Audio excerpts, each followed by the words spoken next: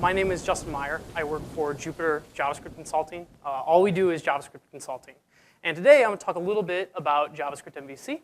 And you might be wondering, what is JavaScriptMVC? JavaScriptMVC is taking all of our last 3 years of experience writing jQuery applications and then injecting them into the ass of jQuery. What it is JavaScript. It's jQuery on steroids. Right? That is JavaScriptMVC.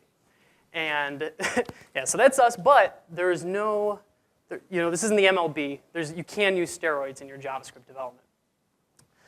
So what makes a real big, strong, beefy JavaScript application? That's quality, maintainability, and development time. So what are we juicing on with JavaScriptMVC? Well, for quality, we got like the HGH of dependency management, error reporting, and testing. For maintainability, we got the MVC architecture, the thin server architecture of is the gym. And for development time, we got like the Android or Andro of generators and widgets and things like that. So what we're going to talk today about is like all these little tiny components that with 3.0 are all going to become individual that you can use independent of the entire framework, and how the combination of them you can really build large enterprise jQuery applications. So the first thing I want to talk about is thin server architecture. When we're hired by our clients, it's invariably to clean up the mess that Ajax left behind. See, 10 years ago, we really had it all figured out. Right? The server would just get HTTP requests and respond with HTML. That could pretty much do everything. And then Ajax came around completely uninvited and just messed up everything because we were left needing to decide, do we put this functionality on the server? Do we put it on the client? The lines got blurred, responsibilities got shared, and this is kind of what we do is cleaning this up with jQuery. So what is thin server architecture? Well, there's is that me? Oh, no, it's not. Okay. And no problem. So thin server architecture is really an approach to developing this where it's kind of draconian that just says, do not produce HTML on your server except to just get your page started. And everything is service-based because it really benefits from the service-oriented architecture everybody's been talking about for years, but nobody really does. So the first thing for JavaScript MVC is it kind of leans towards an application architecture kind of like this. You don't have to develop like this, but it really wants you to. There's a lot of benefits to this, and I don't have time to go into really any of them, but Peter Svensson, he's around somewhere here. He gave a Google talk about thin server architecture where if you haven't looked at it, please look that up because it goes into all these great benefits, and it's a great way to build your applications. Okay, so the first thing we noticed when we were building these large, giant JavaScript applications is that they produce a lot of files, but at least they should have been because we weren't actually creating a bunch of files. Because there's always this overhead where you got to like add some functionality. If you want it to be in its own file like it should be, you've got the problem of like actually adding it to your build script. So the first thing we worked on is, because we want to be as lazy as possible, is a dependency management system. So we built Steal. So Steal is really the easiest way, I think, to do dependency management possible. So we've got this. We had some extra open tabs. Okay, fun with live demos. So we've got this basic HTML application up, so we can look at the HTML of it real quick. And you'll see we're loading jQuery and jQuery UI from the CDN and just adding some real basic inline functionality. This isn't code that we would ever do. The first step for good dependency managers is just make it so, or compression is make it so you don't have a separate script to mess up. So we release with Steal, you can just run a simple script, point it at any page. The page can be online, can be anywhere. It can read the scripts in your page, and then just compress your application. So this is loading from the CDN. Takes a little bit because the internet is slow. And while it's compressing, we can probably go and just switch to the compressed app that it's making. All right, so this is, this is nothing really like special at this point. It's just showing one little tiny easy thing we added onto something like Closure, so you don't have to worry about your build scripts. But it fails in two ways. The first is it doesn't do any dependency management at this point, right? If we have another application that needs to load a bunch of scripts, how does it handle that? And then there's that annoying bit of like having to clear out all the other scripts and then kind of switch to the production build. So what we've made is also the steal script, which is pretty easy. So if we look at another page that has the exact same functionality, that's basic HTML. We can see here we load the steal script and then tell it our first script to load. And then if we look in our basic JS, we steal jQuery and jQuery UI and then describe the functionality that we want that depends on that.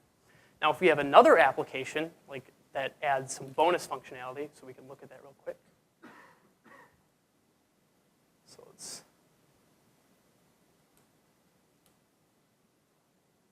so this is like added functionality from the previous application. We have another HTML page. We have another HTML bonus page that loads bonus.js. We got to remove the production if it's going to work, yeah. And then we have the bonus.js that it loads, and that just loads the other application and adds whatever functionality it wants. It's just really, I mean, this is just a very basic example, but you see the syntax for loading dependencies and then running them is really easy. But the really awesome part is how easy it is to take all of those dependencies and just compress them. So if we compress this application,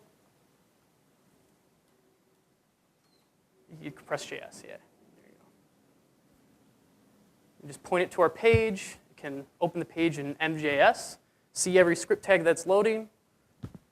So this could be, this is a separate package from all of JavaScriptMVC, and you can use it independent of the entire product. So to switch to the production build that this is gonna make, it's really easy now. We just do that comma production. All right. So that's basically steal. Made compressing and building big jQuery apps and doing dependencies really easy. So the next thing I want to talk about is continuing with this theme of we're just very lazy developers, is the code generators. What do you want to do when you start building an application is get to like a working state as quickly as possible. You want you want to create like an application structure, and then you want to be able to have some real functionality you can screw around with from the server. So we have generators, which you can kind of scaffold up basic functionality really quickly.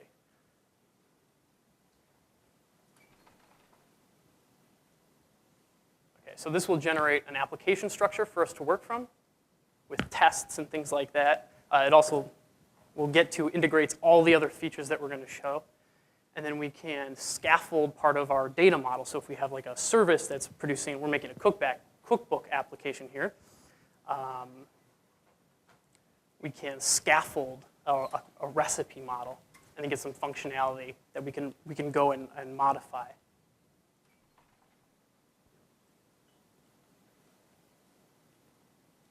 So, we have to include our files that we generated, of course.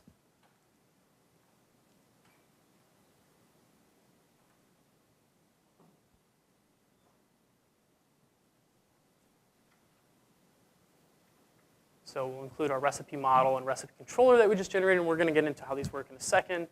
But it's really nice to go from like absolutely nothing working to being able to kind of edit and delete things right away. Just really basic so you can connect to any backend services you have. Just test out that the server's working.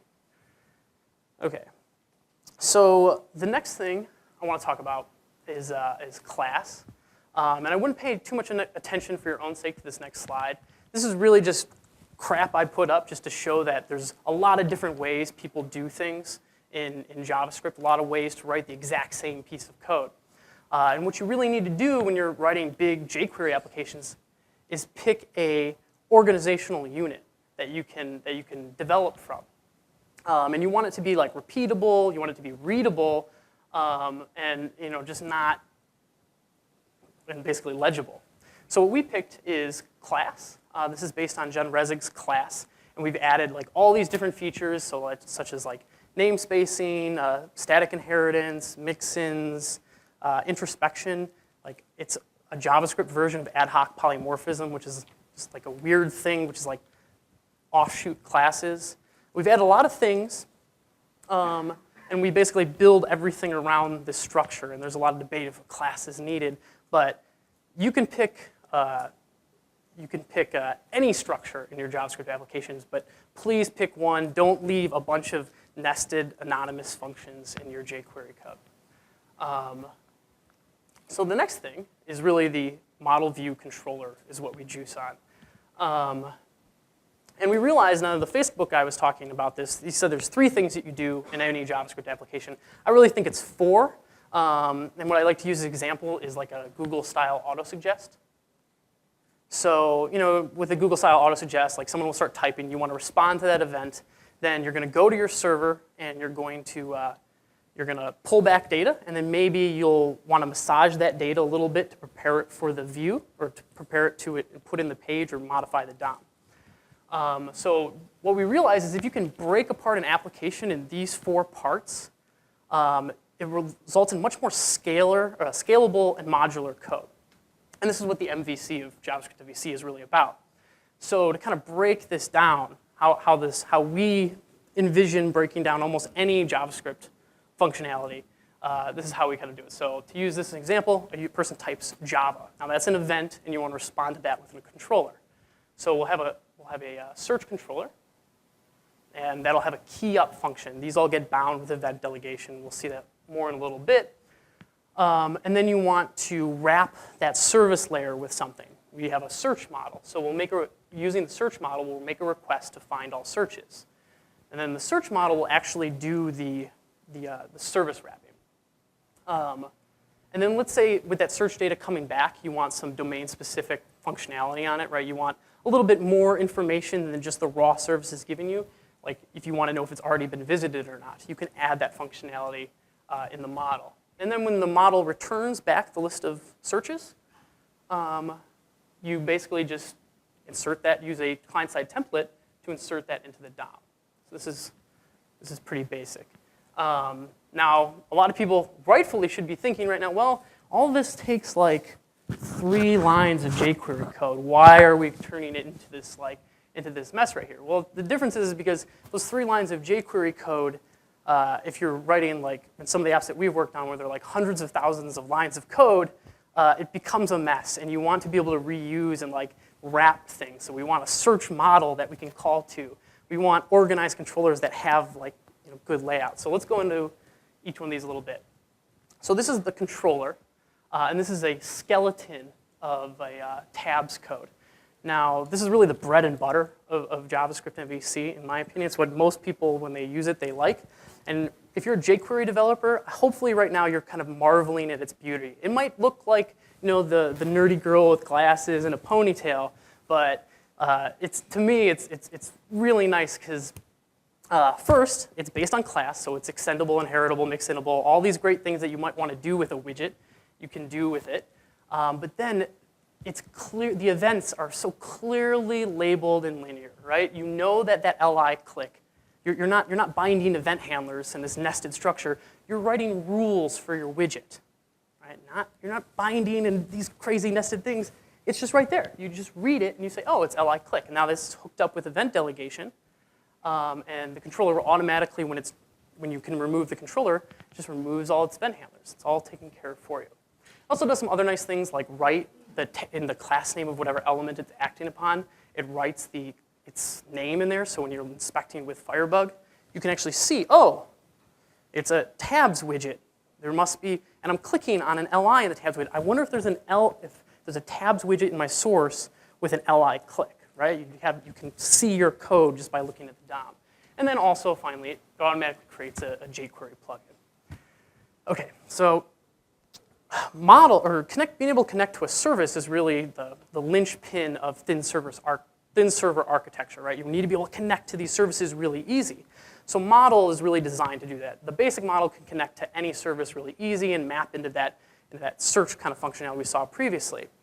But we also have an RPC and a REST model that can connect to those services automatically. So this is what one would look like. It's like 2 lines of code. And this would, if you could connect it to gears. So with just this line of code, it's 4 lines of code, but really 2 lines of code, you can find all recipes in the REST services. You can find one recipe. You can create a new recipe. You can update a recipe, and you can delete a recipe. You get the full CRUD contract with 2 lines of code, and everywhere else can just access it through this. Now we've got a little demo, which is that first skeleton we made, just replaced with that 1 line of code.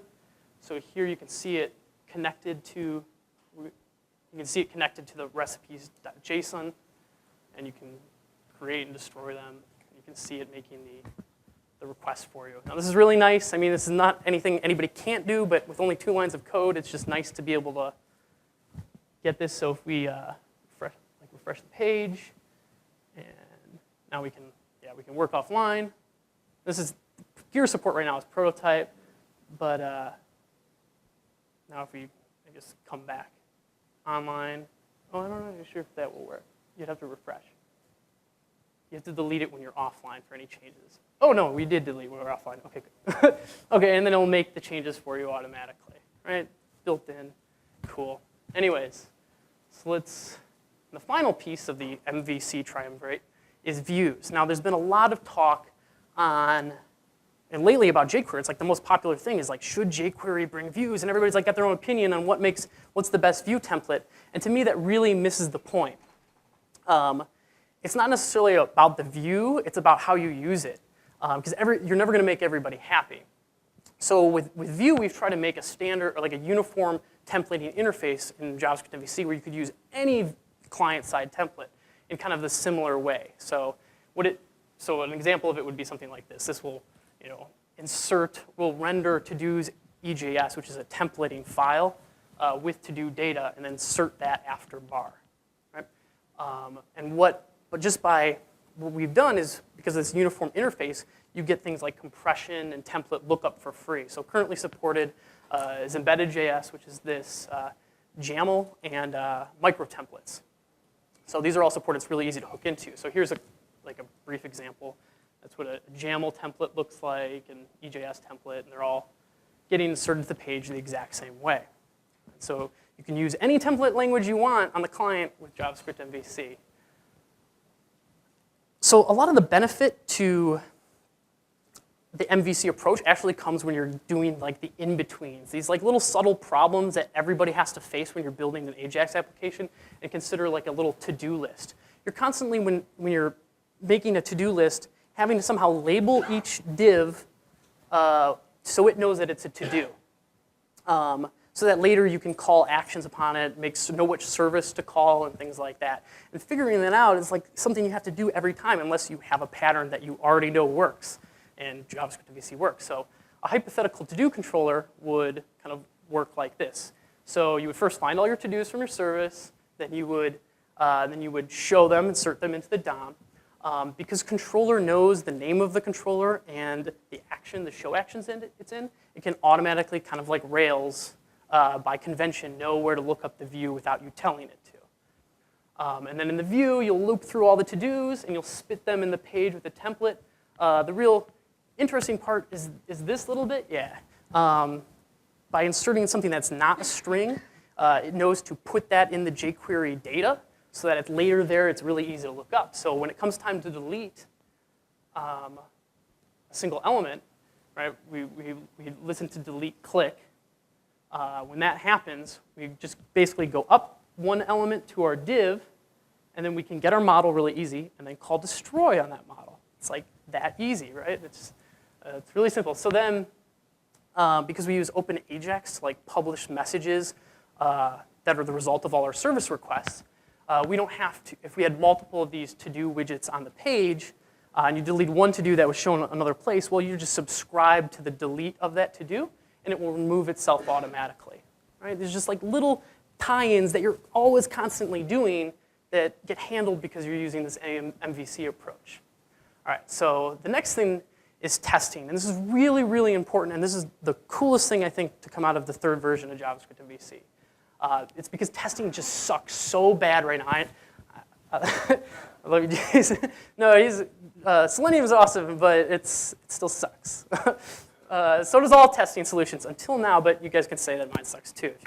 So the problem with each testing solution, there's like three main ways. There's like the browser-based testing, which is like Qunit.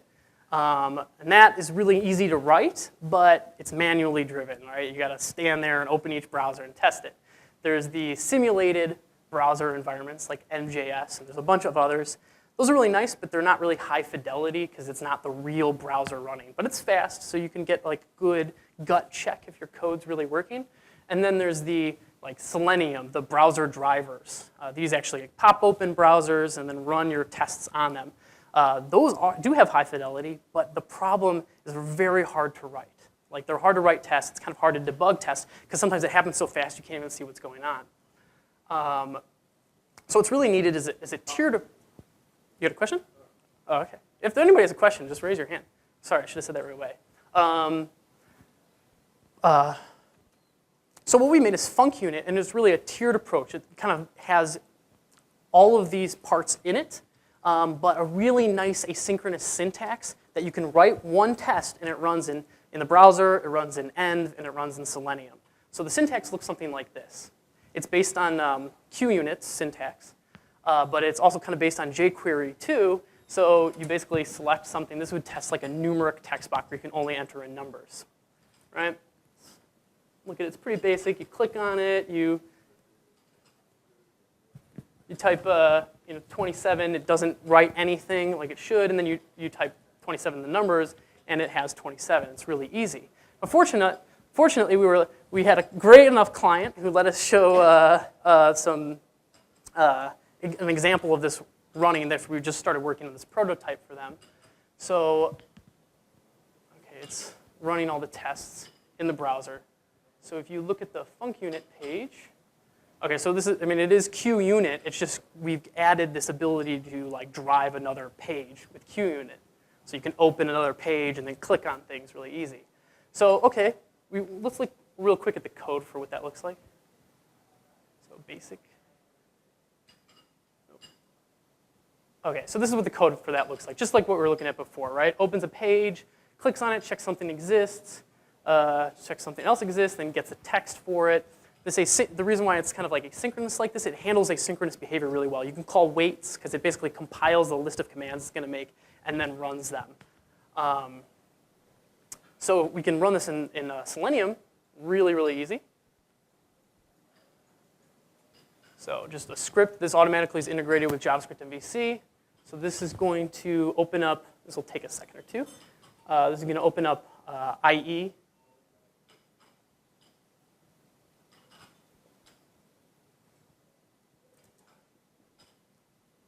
And then run those tests in IE. So this is all automated, right? So you can actually just trigger a command and have nightly builds run all this every night, but then but the awesome part about it is, Selenium can already do this. The awesome part is you can open this up in your browser and debug it, right? Like you can, you can have Firebug hit an error and like see what the heck's going on. Oh boy, this is really slow. Okay, we can just, does it show some OKs? We could just cancel it then. Yeah, this is why I said it's slow. Yeah.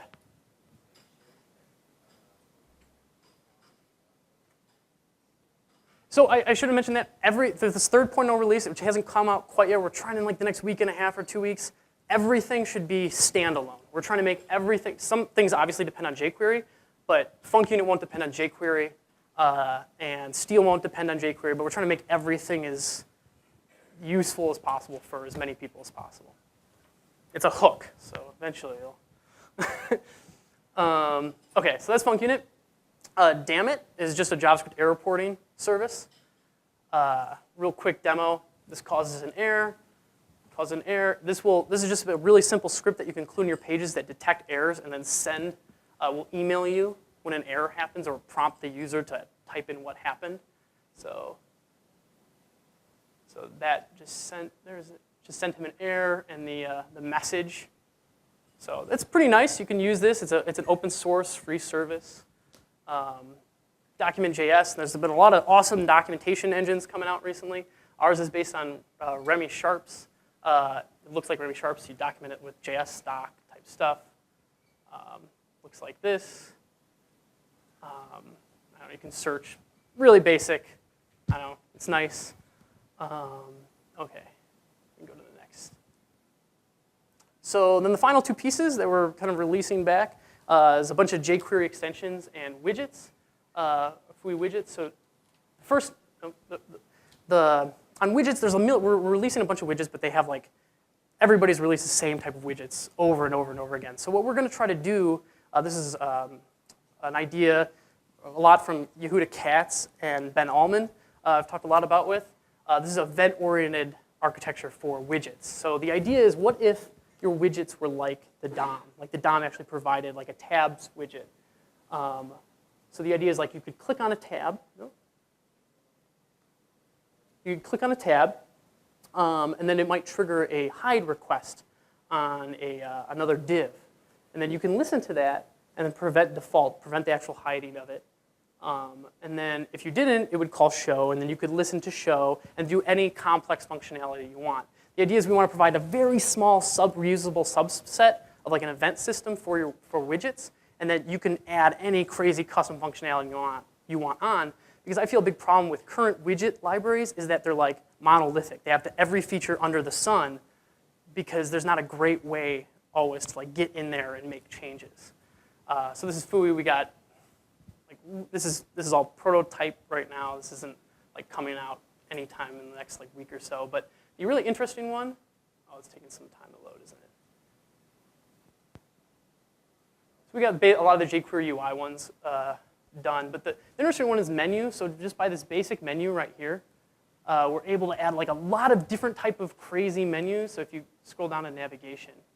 So this is just that menu, but we've mixed in a shiftable class that listens to like open and close, and a fade in and fade outable class that listens to open and close. So it allows you to like mix in other things that listen to events. It's a crazy brainstorming idea, but with that same menu, then we created tabs, and we have like a toolbar, but all of these stuff use the like exact same base code, event system code. So, okay. And as you can tell, we're really into event-oriented architecture. So we have a bunch of jQuery extensions that we're going to put out. So these are really just very similar in functionality to a lot of the jQuery UI ones. The difference is like for drag and drop.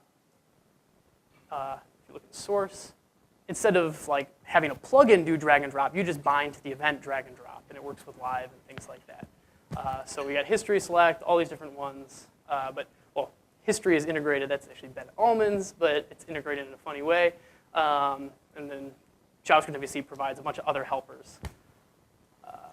So yeah.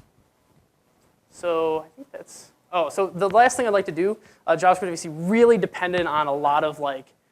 To get its fix, a lot of other people's work. So these are really the dealers that have helped juice up JavaScriptMVC and who's worked on these projects.